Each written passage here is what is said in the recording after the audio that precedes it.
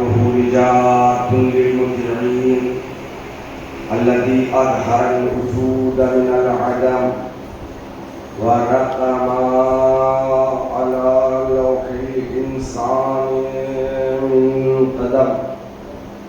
الصلاة والسلام والتحية والإكرام على السيد النبي الأمي العربي الهاشمي القرشي المكي المدني الأبتهي والتهامي السيد البهي والسراج المضيء الكوكب الدري صاحب الوقار والسكينة المدفون بأرض المدينة العبد المعيد ورسول المسدد المصطفى الأمجد والمحمود الأحمد حبيب إله العالمين وخاتم النبيين وشفيع المذنبين ورحمة للعالمين أبي القاسم محمد وآله الطيبين الطاهرين المعصومين المظلومين المنتخبين الصابرين الشاكرين لا سيما بقية الله في الأرضين روحي وأرواح العالمين لتراب مقدمه الفداء وعجل الله تعالى فرجه الشريف ولعنة الله على أعدائهم وغاصب حقوقهم ومنكر فضائلهم ومناقبهم ومصائبهم وحكمتهم وولايتهم أجمعين. أما بعد فقد قال الله تعالى وتبارك في كتابه الكريم وهو أصدق القائلين قوله الحق. بسم الله الرحمن الرحيم. لقد كان لكم في رسول الله أسوة حسنة لمن كان يرجو الله واليوم الآخر وذكر الله كثيرا. صدق الله العلي العظيم. سب مل کر کہیں السلام علی الحسین وعلی علی ابن الحسین وعلی اولاد الحسین وعلی اصحاب الحسین. بڑے محمد والے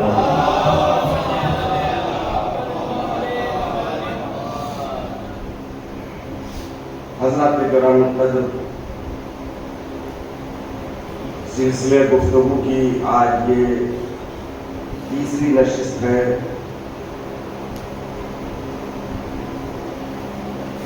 الحمدللہ آپ حضرات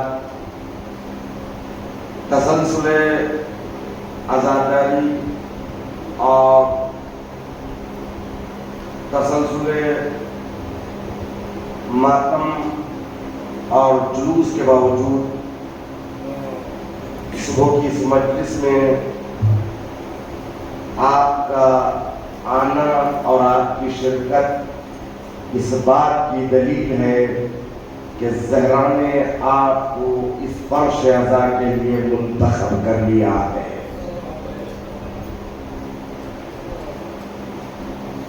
رات دیر گئے بستر پہ آنا اور صبح سویرے دوبارہ فرش عزا پر حاضر ہو جانا رسول اسلام کی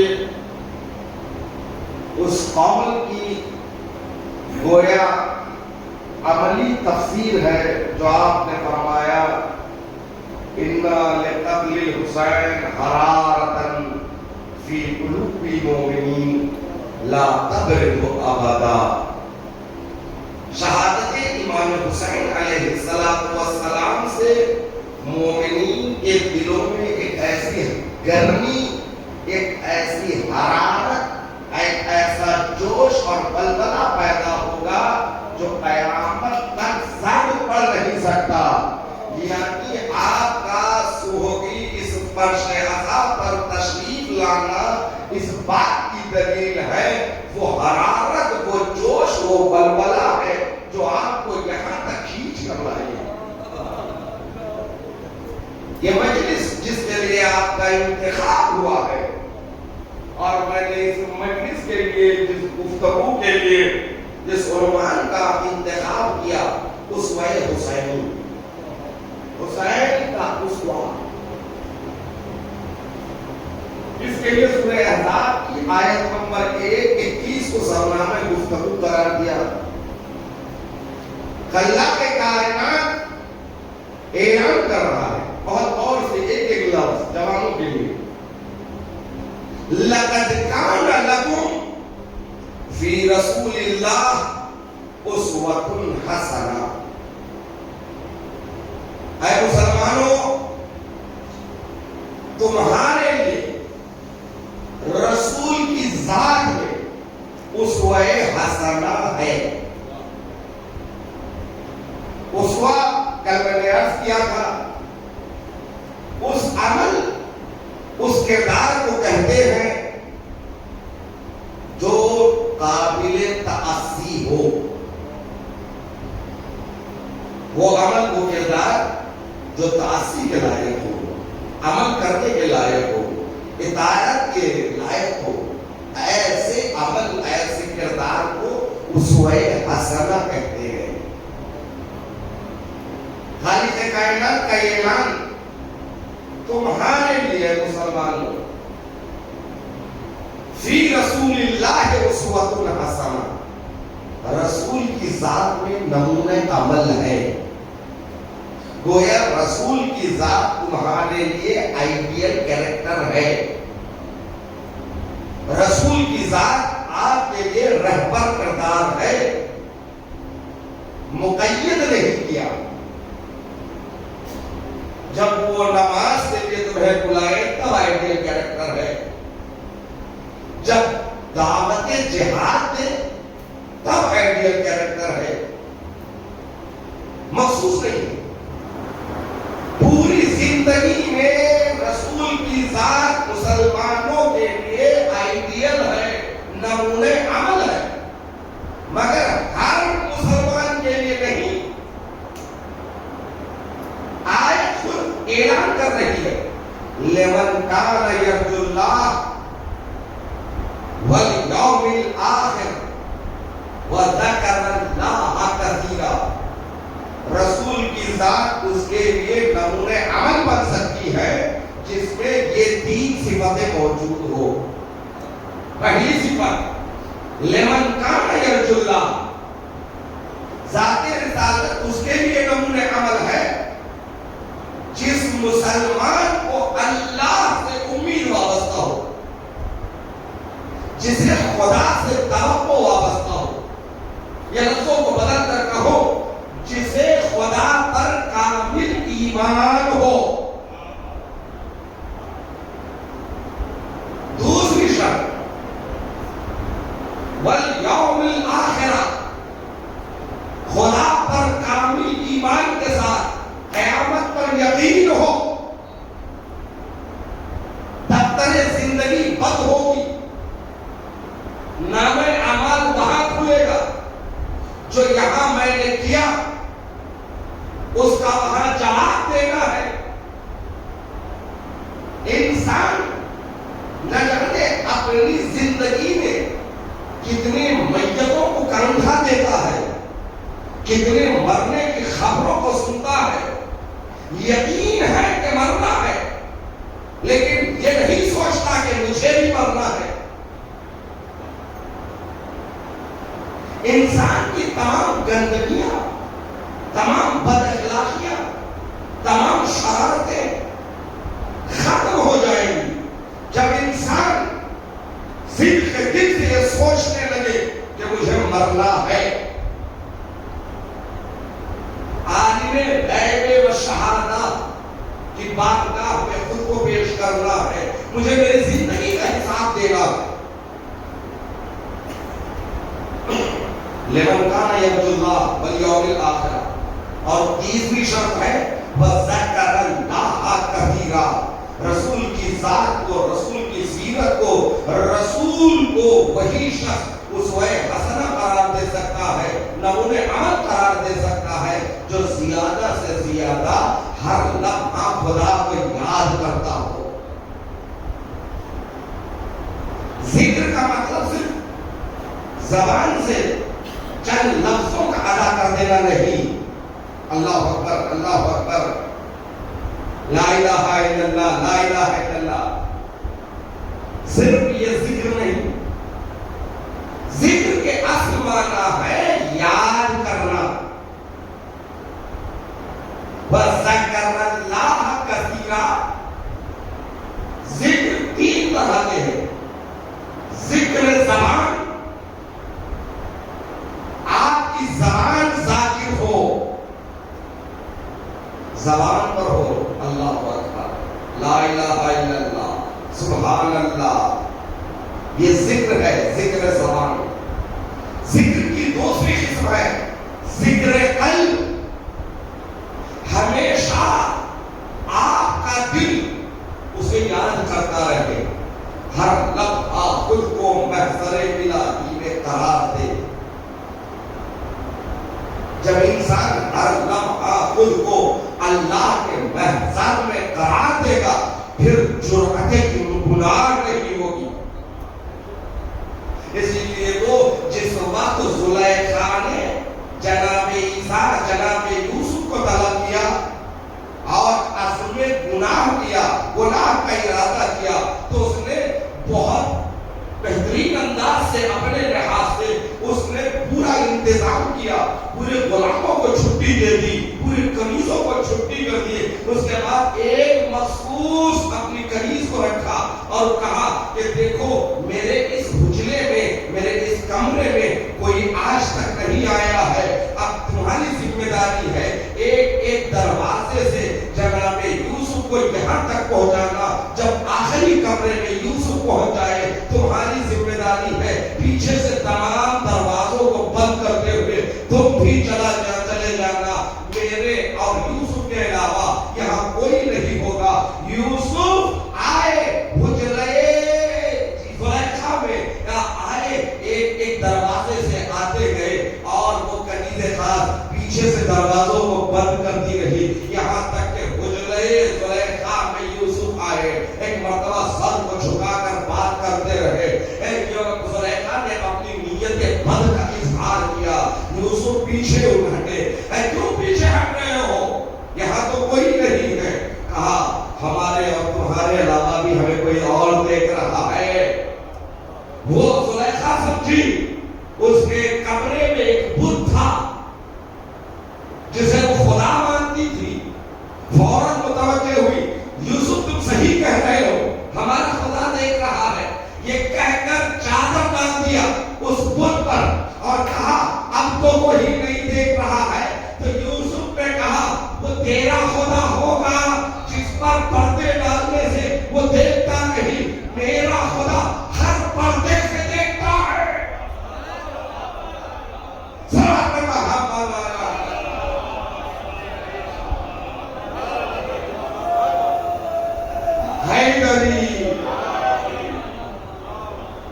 میرا خدا ہر پردے سے دیکھتا ہے. اور اس کے بعد سورہ یوسف گواہ ہے، وہ اپنے ارادہ بد کو لے کر جناب یوسف کی طرف بڑھتی رہی. جوانوں، فرشتہ کی زینت آپ ہو، اس صدی کی ذمہ داری آپ کی ہے، امانت زینبی کی پاسداری آپ کر رہے ہیں. یہ آنے والی نسلوں تک اس سلسلے ازاداری کو حوالے کرنا آپ کی ذمہ داری ہے. تو سنو، اگر میری آواز پیغام کی رخ اختیار کر رہی ہے تو آج کی مجلس کا یہ پیغام ہے ان جوانوں کے لیے. جوان جب فرش عزا پر آتا ہے، جب مصلی پر آتا ہے، تو روایتوں میں وارد ہے کہ شیطان روتا ہے. بزرگوں سے معذرت کے ساتھ انسان عمر ڈھلنے کے بعد مصلی پر آ جائے، یہ زیادہ کمال نہیں ہے. کمال یہ ہے کہ عالم شباب میں ہو. ایک طرف شیطان بہکا رہا ہو، عالم شباب میں اگر کوئی جماعت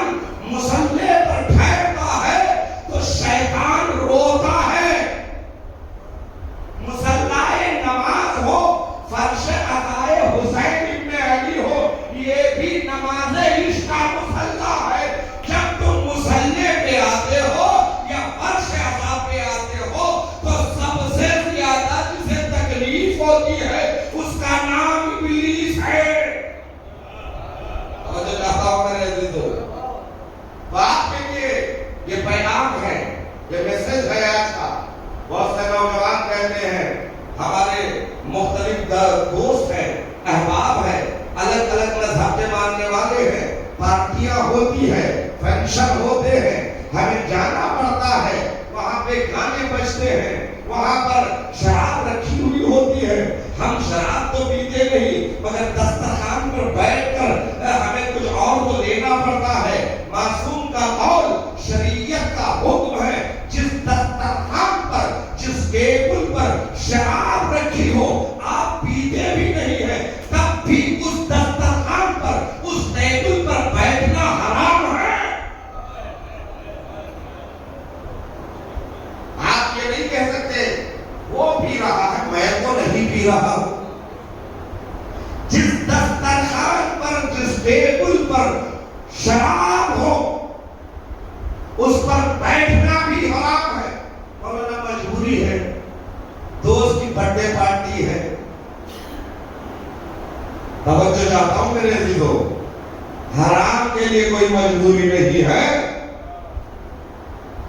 کیا کرے، دوست ناراض ہو جاتا ہے، ہونے کو ناراض، خدا ناراض نہ ہو، رسول ناراض نہ ہو، اہل بیت ناراض نہ ہو، ایسے پھنس گیا ہوں پارٹی میں کہ میں نکل ہی نہیں سکتا۔ یہی پر ان کے لیے جناب یوسف کا کردار نمونہ عمل ہے۔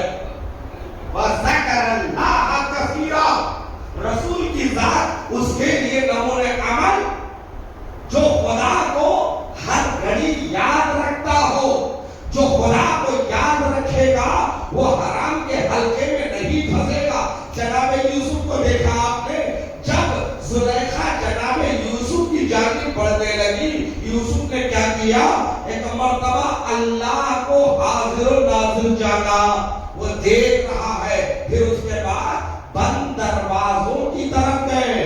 اب جناب یوسف بھی تو کہہ سکتے تھے میں کیا کروں، دروازے بند ہیں، فرار کا کوئی راستہ نہیں، وہاں سے نکلوں تو کیسے نکلوں؟ جناب یوسف نے جوانوں کو یہ درس دیا، یہ احسن القصص ہے سورہ یوسف، یہ احسن القصص ہے۔ پروردگار عالم ہدایت کا راستہ سورہ یوسف سے دے رہا ہے کہ دیکھو جناب یوسف بتا رہے ہیں دروازے بند ہیں، تو تمہاری ذمہ داری یہ ہے کم سے کم تم وہاں تک تو جا سکتے ہو نا جہاں تک دروازہ ہے، بند دروازے یعنی جہاں تک تمہارا اختیار ہے تم خلوص نیت سے وہاں تک جاؤ، اس کے بعد اللہ کا انتظام ہوگا۔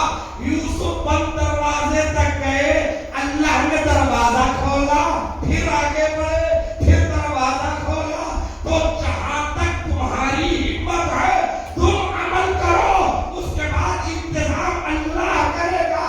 یاد رکھو یوسف کا خدا کوئی اور تھا، ہمارا خدا کوئی اور ہے، ایسا نہیں جو یوسف کا خدا وہ ہمارا خدا۔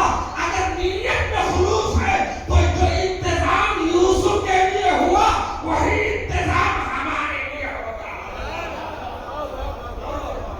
سوال کرنا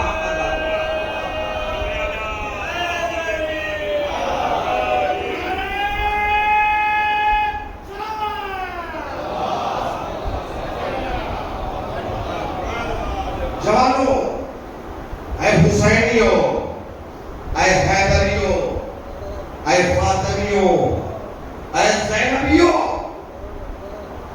کیسی کیسی شخصیتوں سے آپ کی نسبت ہے۔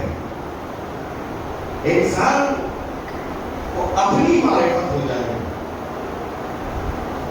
اپنی حیثیت کا پتہ چلے، اپنی مقام و منزلت کا اسے پتا ہو جائے، تو پھر اپنی منزلت، اپنی حیثیت کے مطابق وہ اپنے آپ کو محتاط رکھے گا۔ تمہاری منزلت، تمہاری حیثیت، آپ کا مقام و مرتبہ یہ ہے کہ آپ دعائے زہرا ہو۔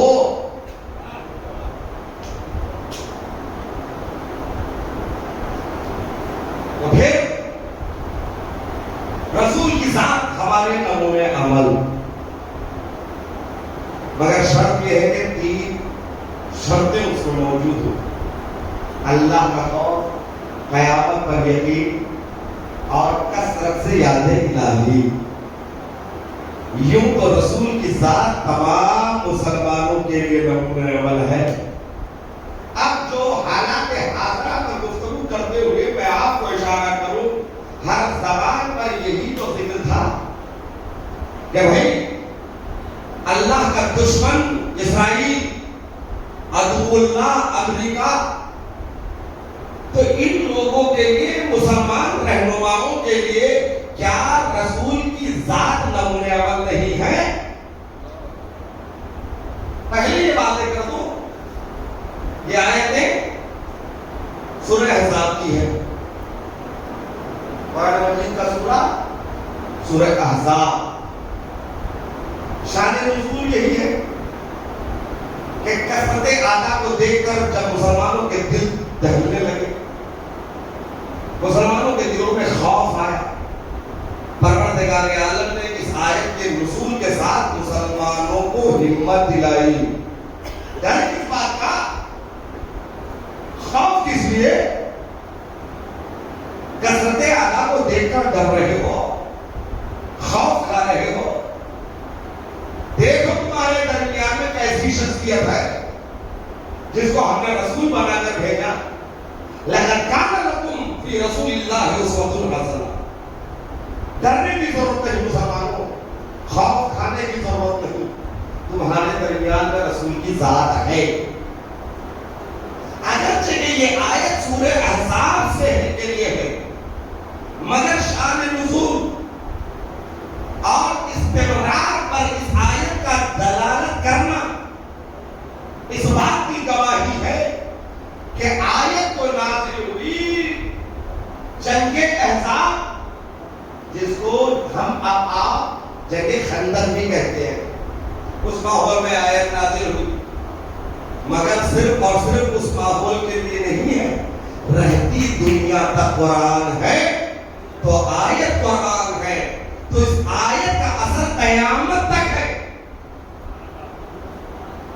اس کا مطلب جنگ خندق میں جو مسلمان کثرت اعداء کو دیکھ کر گھبرا رہے تھے، یہ آیت صرف ان کے لیے نہیں ہے بلکہ قیامت تک ہر مسلمان کے لیے یہ آیت ہے، یعنی قیامت تک ہر مسلمان کے لیے ذات رسالت نمونہ عمل ہے۔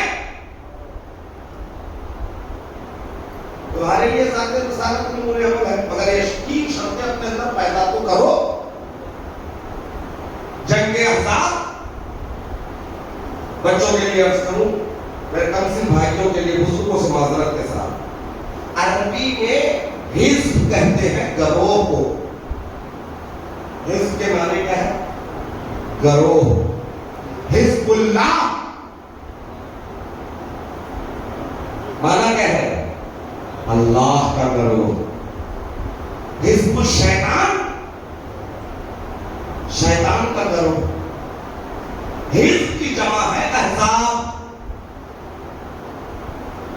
یعنی مختلف گروہ۔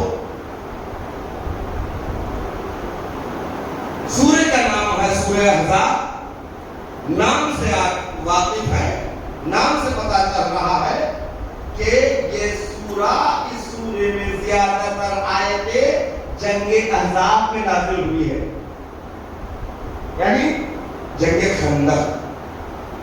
لشکر اعداء بہت زیادہ، مسلمان گھبرا رہے تھے، ان کے روکنے کے لیے کوئی ٹیکٹک ہو، کوئی طریقہ عمل ہو، تو جناب سلمان نے بڑھ کر کہا ہمارے یہاں لشکر کے آنے کے لیے، ان کو منع کرنے کے لیے، انہیں روکنے کے لیے خندق ہوتی جاتی ہے۔ جناب سلمان خود اور رسول اسلام خود سب سے زیادہ کام کر رہے تھے۔ 2 گروہ بنایا رسول اسلام نے، ایک ریسٹ کرے ایک کام کرے، لیکن رسول اسلام دونوں گروہوں کے ساتھ کام کر رہے تھے۔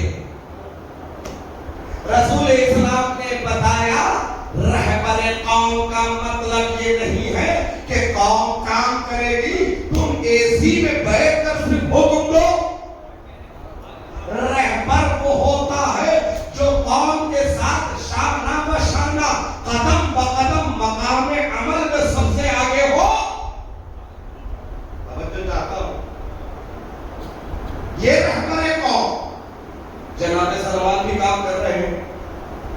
جناب سلمان وہ فارس اور ایران کے رہنے والے، وہ طرح طرح وہ رسول کی خدمت میں مدینہ آئے. کچھ لوگ وہ تھے جو مدینے سے مکے سے مدینہ آئے، کچھ لوگ وہ تھے جو پہلے سے مدینے میں تھے. جو مسلمان پہلے سے مدینے میں تھے انہیں کہا جاتا ہے انصار. یہ چیزیں اپنے شعور میں اپنے اذہان میں محفوظ کر لیجیے. انصار کسے کہتے ہیں؟ ان مسلمانوں کو جو مدینے کے رہنے والے تھے. آپ مہاجرین ان اصحاب کو کہتے ہیں جو مدینہ باہر سے آئے، مکے سے رسول کے ساتھ آئے یا بعد میں آئے، وہ کیا ہے؟ وہ مہاجرین. مسلمان مدینے میں دو طرح کے تھے، ایک انصار، دوسرا کرو مہاجرین. اب جناب سلمان کا شمار کس میں ہوگا؟ کس میں ہوگا؟ وہ مکے سے نہیں آئے اور نہ مدینے والے تھے، لہذا مکے والے یعنی مدینے والے یعنی جو انصار تھے وہ کہتے تھے کہ سلمان ہم سے ہے. اللہ اکبر. جب انسان کا کردار بلند ہوتا ہے ہر آدمی اس سے نسبت لگاتا ہے. یہ سلمان کی فضیلت ہے کہ مدینے کے رہنے والے کہہ رہے ہیں کہ سلمان ہم سے ہے. مہاجرین جھگڑا کر رہے ہیں تم میں سے گھر سے ہو جاؤ گے، کیا وہ مدینے میں پیدا ہوئے؟ وہ تو باہر سے آئے ہیں. باہر سے آنے والا مہاجر ہوتا ہے، یہ مہاجر ہے تو ہم میں سے ہے. جھگڑا انصار اور مہاجرین کے درمیان میں اسی بات پر ہو رہا ہے کہ وہ کہہ رہے ہیں سلمان ہم سے ہے، یہ کہہ رہے ہیں سلمان ہم سے ہے. رسول نے کہا نہ تم سے ہے نہ تم سے ہے، سلمانوں منا ہے.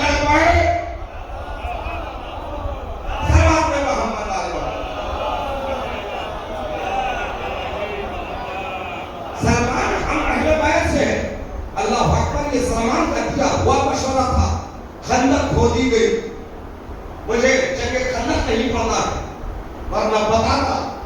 جنگ خندق جہاں پر دشمن کا وہ سپاہی جس کو تاریخ وارث یل کے نام سے یاد کرتی ہے، عمرو ابن عبدہ، خیمہ رسول پر آ کر نیزہ مارتا ہے اور آواز دیتا ہر من مبارز. کون ہے مجھ سے لڑنے والا؟ کون ہے جو میرا مقابلہ کرے؟ ہر من مبارز. تاریخ میں لکھا ہے خیمہ رسول تک پہنچ گیا، دروازے پر نیزہ مارا. رسول کی ذات وہ ذات ہے جس کا تذکرہ قرآن میں پڑھا، انکا لعلی خلق عظیم. اے رسول آپ اخلاق کے بلند مرتبے پر فائز ہیں. اخلاق کے بلند مرتبے پر فائز ہے. اخلاق رسول یہ ہے کہ جو بوڑھیا جو ضعیفہ روز رسول پر کچرا پھینکتی تھی ایک دن نظر نہیں آئی. لوگوں سے پوچھا، پتا چلا کہ وہ بیمار ہے تو اس کی عیادت کو جانے والا میرا رسول. کون کہتا ہے کہ اسلام تلوار سے پھیلا؟ اسلام تلوار سے نہیں کردار سے پھیلا. انکا لعلی خلق عظیم. اے رسول آپ اخلاق کے بلند مرتبے پر فائز ہے. جو اخلاق کے اس بلند مرتبے پر فائز ہے اس نے عمرو ابن عبدہ کو اپنے خیمے پر گستاخی کرتے ہوئے دیکھا تو اس نے کیا کہا؟ کہا کون ہے من لہذا القلب. اللہ اکبر. جو اخلاق کے بلند مرتبے پر فائز ہے وہ رسول وما ينطق عن الهوى ان هو الا وحی یوحی. رسول کبھی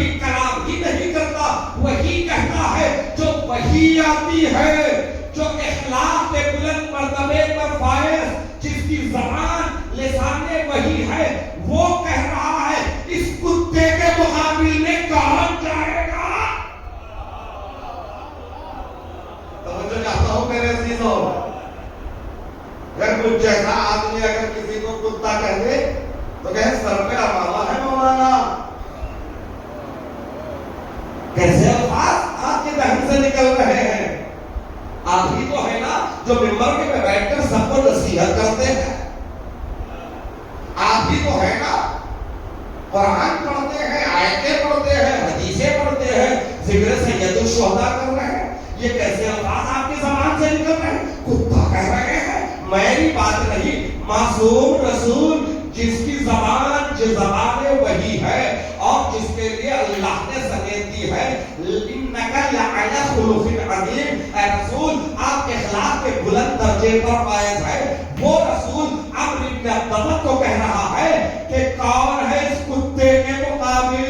میں کہوں گا یا رسول اللہ آپ نے ایسی زبان عمرو بن عبداللہ کے لیے کیوں استعمال کی؟ نہ جانے کتنے دشمن آپ کے مقابل میں آئے، ایک دو نہیں. مدینے کے 10 سال میں رسول اسلام نے تقریباً 80 کے قریب جنگیں لڑی ہیں، مگر مجھے نہیں ملتا رسول نے کسی دشمن کو کتا کہا ہے. تاریخ پڑھ کے دیکھو، رسول نے صرف عمرو کو نہیں، رہتی دنیا تک جو بھی عمرو بن عبداللہ کی طرح گستاخی کرے گا وہ آپ کی نظر میں بادشاہ ہو، خلیفہ ہو، کوئی بھی ہو سکتا، مگر وہ رسالت کی نظروں میں کتا بھی ہوگا.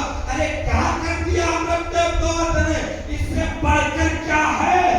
رسالت کے دروازے سے گستاخی کی. رسول نے جنگ خندق سے یہ فارمولہ دیا، میں زندہ رہوں یا نہ رہوں، اگر جو بھی میرے پاس در صحرا سے گستاخی کرے گا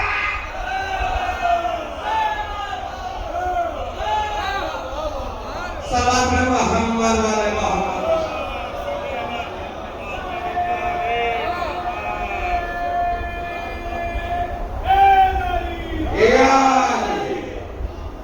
بہترین بلندترین صلوات محمد والے محمد.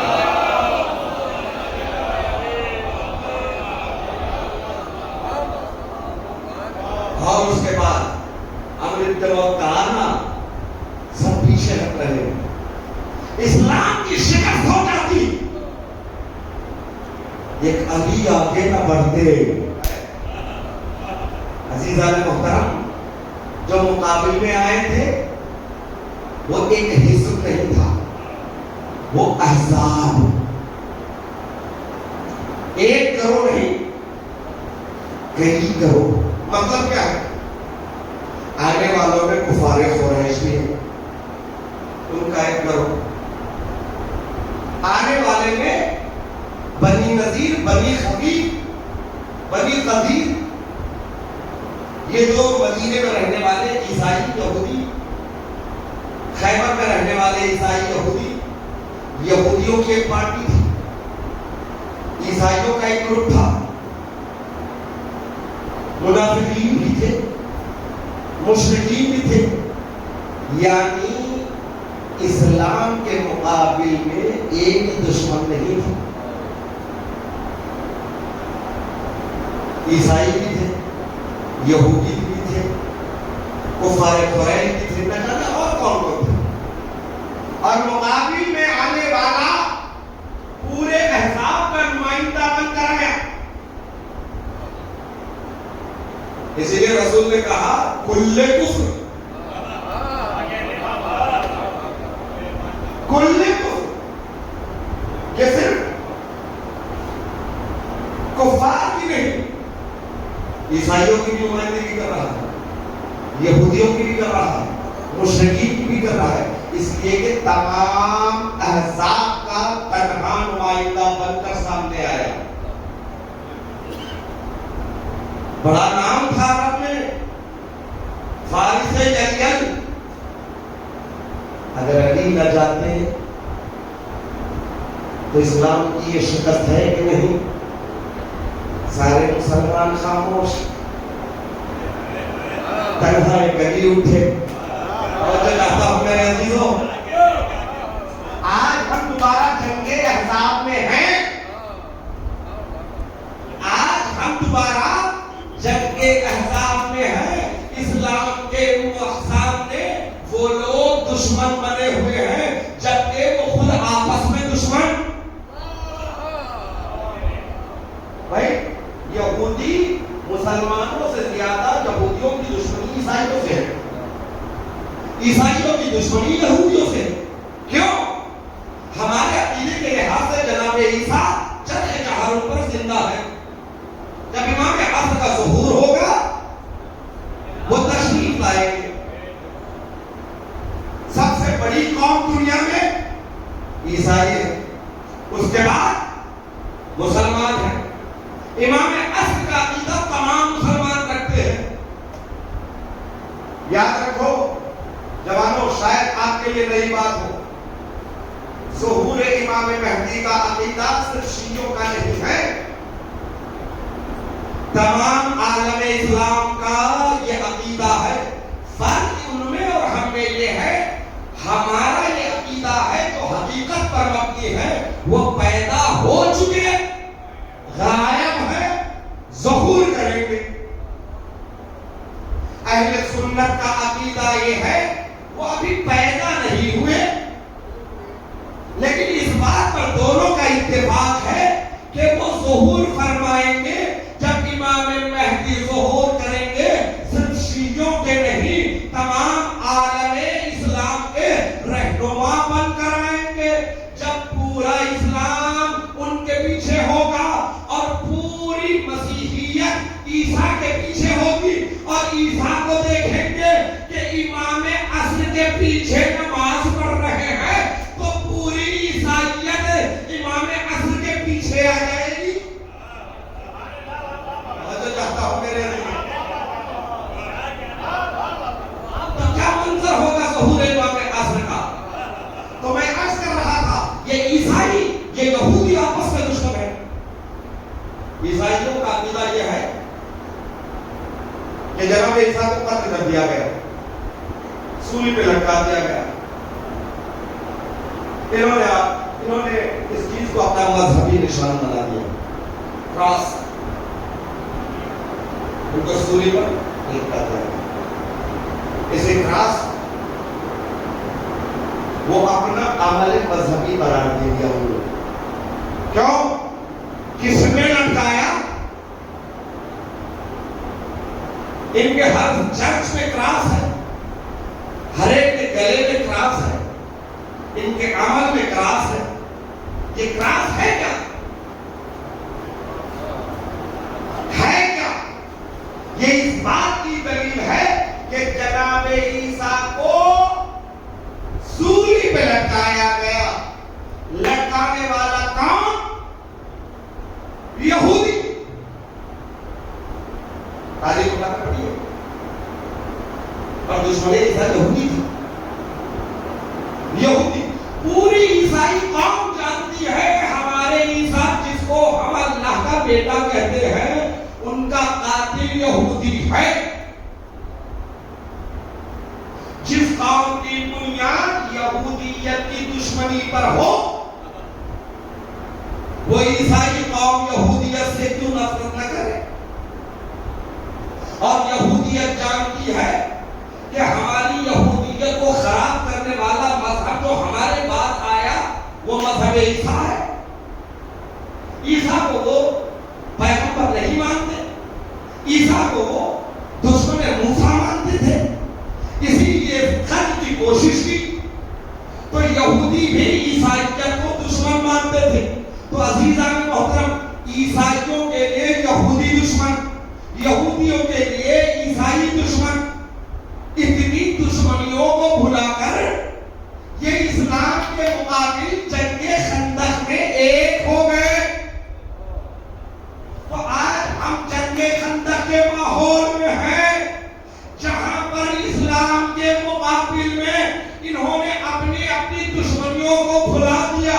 امریکہ میں عیسائیت ہے، اسرائیل میں یہودیت ہے اور ہمارے ملک میں بت پرست اندھت ہے. تو آج ہم احساس کے ماحول میں ہے کہ نہیں اسلام کے مقابل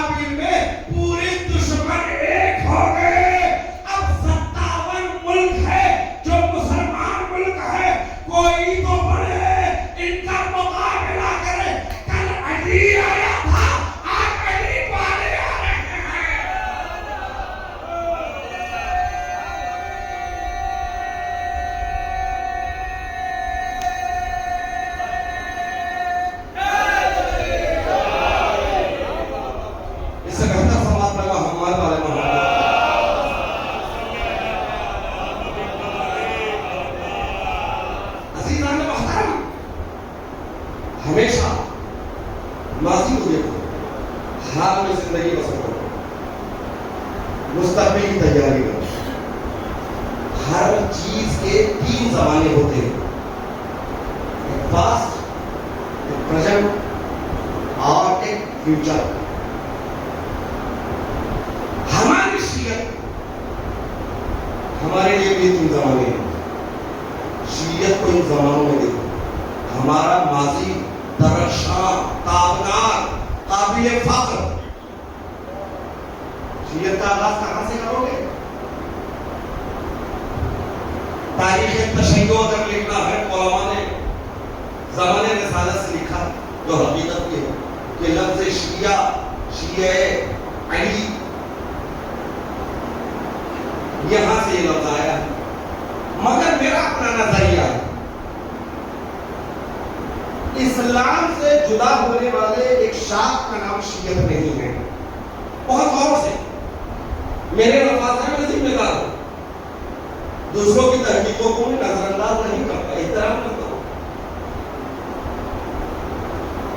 اسلام کی ایک مین راستے سے الگ ہونے والے ایک گلی کا نام شیعت نہیں ہے. اصل اسلام ہی شیعت ہے. شیعت جدا نہیں ہوا، شیعت سے دوسرے جدا ہوئے. شیعت سے دوسرے جدا ہوئے.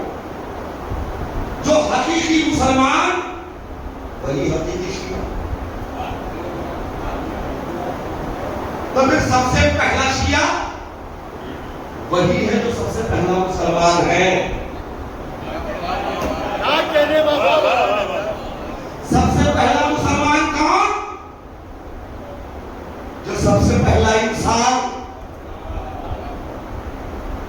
جناب آدم، پہلا انسان، پہلا نبی، پہلا مسلم، پہلا شیعہ. کیا دلیل ہے؟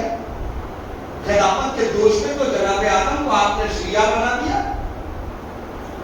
کوئی دلیل ہے؟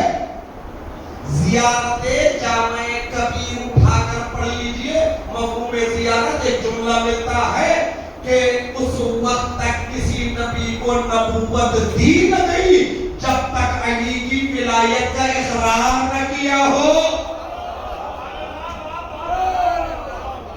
شیعہ اسی کو کہتے ہیں نا جو علی کی ولایت کا اقرار کرے. اگر آدم نبی بنے تو یقیناً ولایت علی بن ابی طالب کا اقرار کیا. سلوات محمد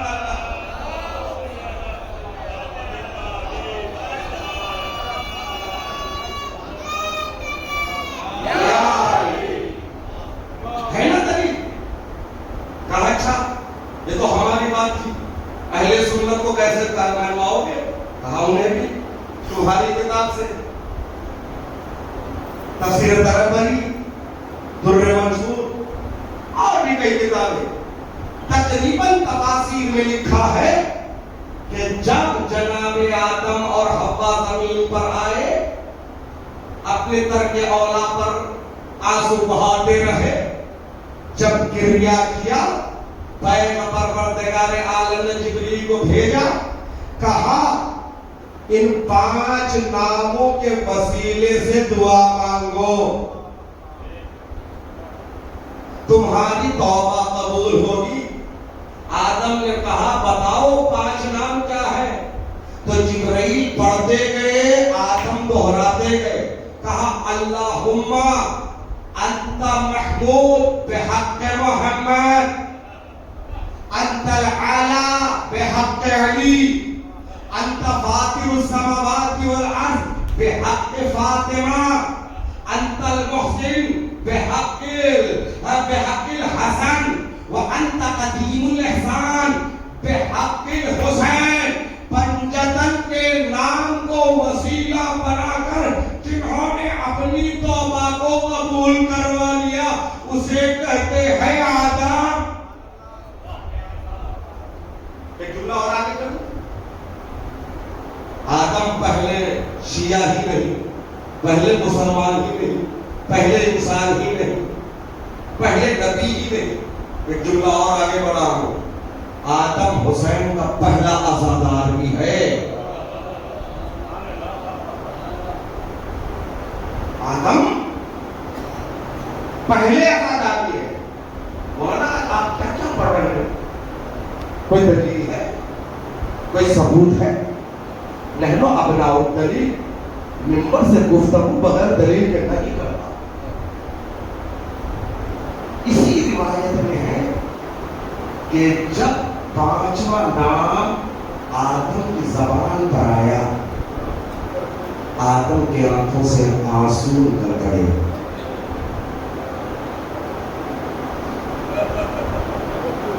آدم نے پوچھا جبریل یہ کس کا نام ہے جس کے زبان پر آتے ہی آنکھوں سے آنسو نکل آئے؟ اللہ اکبر. 4 مصرے.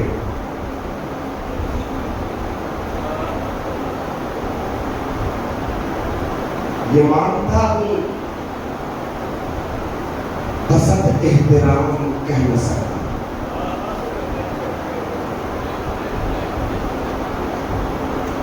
اللہ اکبر. لیا جو نام گلو کی ہو گئی آواز، بسط خلوص بسط احترام کہہ نہ سکتا. یہ مانتا ہوں بسط احترام کہہ نہ سکا. لیا جو نام گلوگیر ہو گئی آواز، حسین کہہ کے علیہ السلام کہہ نہ سکا.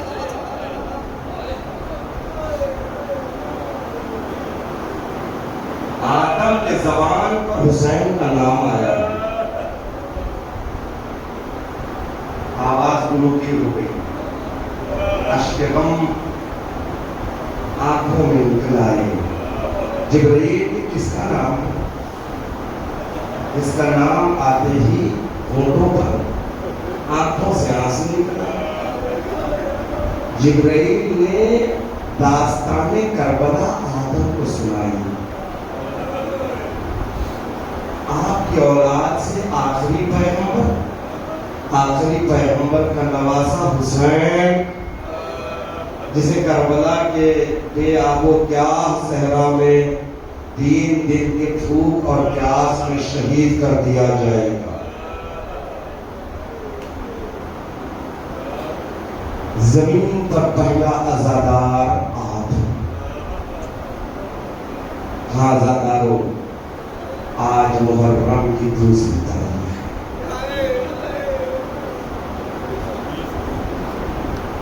آج محرم کی تیسری تاریخ ہے. کل کی تاریخ دوسری تھی. آپ رونے کے لیے مکمل آمادہ ہے. کل کی گزری ہوئی تاریخ وہ تاریخ حسین کربلا میں آ گئے. سنا ہے نا، 7 گھوڑے بدلے،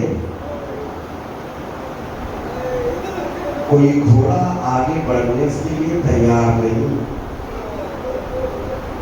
اپنے رہوار سے حسین اترتے ہیں، اپنے ہاتھ میں مشت خاک کو لیا، خون تھا. حسین کو اپنے خون کی خوشبو محسوس ہوئی. آسمان کا رخ کیا، کہا انا للہ و انا الیہ راجعون.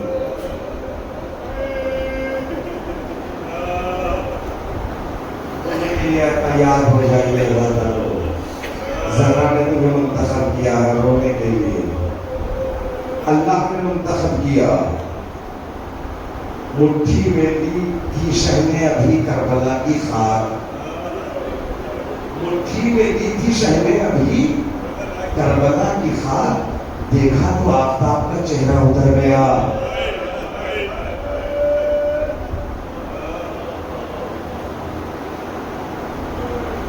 میں گفتگو کو جس منزل پر چھوڑا کل وہیں سے آگے لے جاؤں گا. ہمارا ماضی تابناک ہے، ہمارا حال، اس حال سے ہم کو مستقبل کے لیے کیا بننا ہے. ماضی حسین کی اطاعت، اگر اس کے طاقت سے ہمیں کچھ سیکھنا ہے تو عباس کو دیکھنا پڑے گا. حسین کربلا کیوں ہی نہیں آئے؟ 28 رجب کو مدینے سے نکلے. اب میں نے عرض کیا 4 یا 5 شعبان کو مکہ ہے، یعنی 28 سے لے کر 5 تقریباً 6-7 دن کا سفر.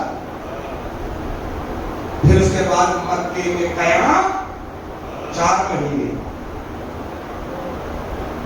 مدینے سے کربلا بلکہ مکہ پہنچنے، مکے سے آگے نکلنے تک دوستوں نے، دشمنوں نے، سب نے مل کر حسین کو مشورہ دیا آقا نہ جائیے. دوستوں نے دیا، دشمنوں نے بھی دیا، مروان نے دیا. حسین مجھے پتا ہے آپ میری بات کو نہیں مانتے، لیکن میں خلوص سے مشورہ دے رہا ہوں. میرا مشورہ یہ ہے کہ بیعت کر لو، مدینے میں رہ جاؤ. حسین نے کہا لعنت ہو تیرے مشورے پر. عبداللہ بن عمر نے کہا مکہ آنے پر آپ بھی ہمارے قرآن کیوں رہ جائیں گے، ہم سے بھی تو بیعت طلب کی. ہم نے کچھ نہیں کہا، خانہ نشین ہو گئے. عبداللہ ابن عباس جو مفسر قرآن ہے بامعرفت، ساری رات مولا کائنات میں تفسیر بسم اللہ کر کے بتایا. رات ختم ہو گئی، تفسیر بھی باقی ہے. وہ مفسر قرآن مدینے سے مکہ تک آ گئے صرف یہ سمجھانے کے لیے آقا حسین عراق کا سفر نہ کرنا، چاہے تو آپ یمن چلے جاؤ. حسین سب گفتگو سنتے رہے، فیصلہ تو کر لیا. ان اللہ شاء، پروردگار چاہتا ہے ان یرا قتیلا، مجھے شہید دیکھنا چاہتا ہے. مگر تاریخ کے بین السطور مجھے کہیں نہیں ملا عباس نے حسین کو کوئی مشورہ دیا ہو. اوروں کی معرفت اور ہے، عباس کی معرفت اور ہے. عباس جانتے ہیں یہ وہ شخصیت ہے جسے میں مشورہ دوں. یہ شخصیت وہ ہے جس کے مشورے کو میں اپنا. یہ ہے معرفت حسین. عباس کے فضائل پڑھتے ہیں، شجاعت کا ذکر کرتے ہیں، کبھی معرفت عباس پر گفتگو ہے. کیا معرفت تھی مولا عباس کی؟ معرفت عباس کو مقام عمل میں دیکھو. گفتگو میں معرفت کی باتیں کرنا اور ہے، مقام عمل میں اس معرفت کو مجسم کرنا اور ہے. اگر اس معرفت کو مجسم ہوتے ہوئے دیکھنا ہے، جوانوں عباس کی کردار کو دیکھو. نوجوان عباس ہے، کوفے میں علی کے سر پہ ضربت لگتی ہے، عباس کو غیظ آ جاتا ہے، مگر علی نے فرمایا میں زندہ رہوں تو میں خود بدلہ لوں گا. اگر میں چل بسا تو ایک ضربت کے عوض ایک ہی ضربت. اللہ اکبر. عباس کے جذبات گھٹ گھٹ کے رکھ گئے. عباس کچھ نہ کر سکے اس لیے کہ مقام اطاعت علی ہے. یہ 40 ہجری کی بات تھی. آؤ 10 ہجری اور بڑھا لو، 50 ہجری. حسن کے جنازے پر تیروں کی بارش ہوتی ہے. حسن نے حسین سے اپنے بھائی سے وصیت کی، بھیا میری لاش کو کنارے قبر رسول دفنانا. اگر کوئی دفنانے سے انکار کرے جھگڑا نہ کرنا، اس سے لڑائی نہ کرنا، خاموشی سے میرے جنازے کو لے کر ماں کی قبر کے پاس چلے جانا. ماں نے کنارے دفن کر دینا۔ اللہ اکبر۔ جنازہ بیت الشرف سے نکلا، قبر رسول تک پہنچا۔ کیسے مسلمان تھے، منع کر دیتے تو حسین بھائی کا جنازہ لے کر ماں کی قبر کی طرف چلے جاتے۔ ہائے کیسے مسلمان، کیسی تمہیں رسول سے نسبت تھی، منع ہی نہیں کیا۔ حسن کے جنازے پر تیروں کی بارش ہوئی۔ اہل بیت کے گھرانے میں یہ پہلا جنازہ تھا۔ 2 مرتبہ بیت الشرف سے برآمد ہوا، اس لیے کہ اتنے تیر چلے کہ جنازے سے ہوتے ہوئے حسن کے جسد مبارک میں یہ تیر پیوست ہو گئے، کفن بدلنا پڑا۔ اب جو دوبارہ جنازہ نکلا، قبر فاطمہ کے کنارے دفن کر دیا گیا۔ جب جنازے پر تیر چلے تو کیا وہاں عباس نہیں تھے؟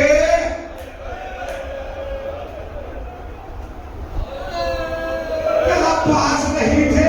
اداکاروں، عباس کی تلوار میان سے نکل گئی۔ حسین نے کہا بھیا عباس، بھیا حسن کی وصیت ہے، تلواریں نہ نکلے، یہ ہے اطاعت حسین۔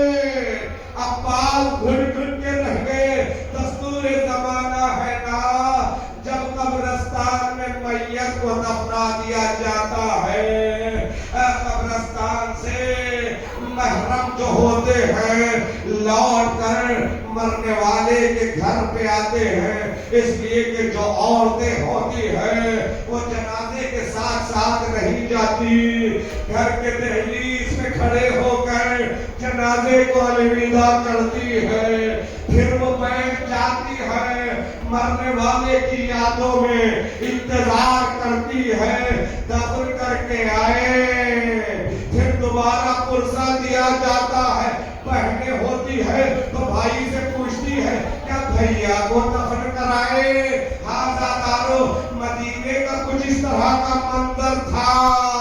حسن کو دفنا کر حسین جب بیت الشرف میں لوٹے، زینب نے بھائی کے گلے میں باہیں ڈال دی، کہا بھیا کیا حسن کو دفنا دیا؟ حسین نے زینب کو حسن کا پرسہ دیا، مگر زینب نے کہا بھیا آپ نے تو پرسہ دیا مگر عباس نظر نہیں آ رہے ہیں۔ حسین کھڑے ہوتے ہیں، تلاشی لی، بیت الشرف کے ایک دیوار سے سر لگا کر عباس دار خطار رہے ہیں، پشت عباس نے ہاتھ رکھا، کہا بھیا تمہیں زینب یاد کر رہی ہے۔ پروردگاری نوازوں پر رحمت نازل فرمائے۔ اللہ اکبر، اللہ اکبر۔ عباس نے کہا ہوگا آقا کیسے شہزادی کے سامنے جاؤں، ڈر رہا ہوں کہیں شہزادی یہ نہ پوچھ لے کیا سن رہی ہوں عباس تمہارے ہوتے ہوئے بھیا حسن کے جنازے پر تیروں کی بارش ہوئی۔ اللہ اکبر، اللہ اکبر۔ یہ ہے مقام معرفت، یہ ہے مقام اطاعت عباس۔ چلو یہ 50 ہجری کا واقعہ، 60 ہجری، پھر 10 سال کے بعد ایک اور واقعہ رونما ہوتا ہے۔ ولید نے دربار میں حسین کو طلب کیا، حسین عباس اور 18 بنی ہاشم کے ہمراہ ہو گئے، مگر اصول دعوت کے تحت حسین نے کہا تنہا بلایا تو میں تنہا جاؤں گا، اس وقت تک تم نہ آنا جب تک میری آواز بلند ہو۔ مروان نے شان امامت میں گستاخی کی، حسین کی آواز بلند ہوئی، عباس دربار میں دارالامارہ میں آگے تلوار کو نیام سے نکال دیا۔ حسین نے کہا عباس رک جاؤ، فرصت دیجیے عزادارو، عجیب مناظر ہے اطاعت عباس کے میں آپ کے سامنے تذکرے کر رہا ہوں۔ عباس رک جاؤ، یہ زبان اطاعت عباس ہے. ہاذا دار قافلہ کربلا کی طرف چلا. چند گام کربلا سے قریب ہے. ہر کا لشکر آیا. ہر نے لجاب سر سے حسین پر ہاتھ رکھی. عباس کو جلال آیا. ایک مرتبہ تلوار نکالی. حسین نے فرمایا عباس رک جاؤ, راہ کربلا ہے, کربلا نہیں. لو عزادارو, کل دوسری محرم کی تاریخ تھی نا, حسین کربلا میں آ گئے. شیر ترائی کو دیکھ کر خوش ہے. ارے پانی کی کوئی قلت نہیں. عباس نے اپنی نگرانی میں خیمے نصب کیے. کہا یہاں آقا کا خیمہ ہوگا, ادھر شہزادیوں کے خیمے ہوں گے, یہاں بنی ہاشم کے خیمے ہوں گے, اور ادھر انصار کے خیمے ہوں گے. عباس 2 دن تک مسلسل محنت کرتے رہے, خیموں کو نصب کیا. چوتھی محرم آئی. قاصد عمر ابن سعد آتا ہے, کہتا ہے حکم حاکم ہے, خیمے فرات کے کنارے سے ہٹا لیے جائے. شیر ذوالجلال کے بیٹے کو چلان آ گیا. شیر ترائی پہ بفر گیا. حسین چاہتے تو یہاں پر بھی روک لیتے. مقام زینب کو بتانا مقصود ہے. حسین سر کو جھکائے, خیمہ زینب میں آئے, فرمایا بہنا. عباس کو چلا لا گیا. ادھر عباس نو کے نیزہ سے ایک مرتبہ ایک لکیر کھینچی. کہا کس میں مجال, جو خیمے کی طرف آئے, جو ہاتھ خیموں کی طرف بڑھیں گے, میں ان ہاتھوں کو قلم کر لوں گا. ہمت نہیں فوج اعظم میں کسی کے جو خیموں کی طرف اشارہ نہیں کر سکے. زینب نے فضا کو بلا کر کہا فضا جاؤ عباس سے کہو بہن بلا رہی ہے. عزادارو, رونے میں کوتاہی نہ کرنا, بلند آواز سے کیا کرنا, اور ساتھ میں یہ بھی کہنا آنے میں تاخیر ہوگی تو بہن زینب خود چلی آئے گی. اللہ تعالیٰ جیسے ہی عباس کو دعوت دی گئی, سر کو جھکائے. عباس خیمہ زینب میں آ گئے, تلوار کو رکھ کے کہا شہزادی غلام حاضر ہے. زینب نے کہا عباس میں آپ کے جذبات کو جانتی ہوں, مگر مصلحت یہی ہے کہ خیمے فرات کے کنارے سے ہٹا لیے جائے, ورنہ دنیا کہے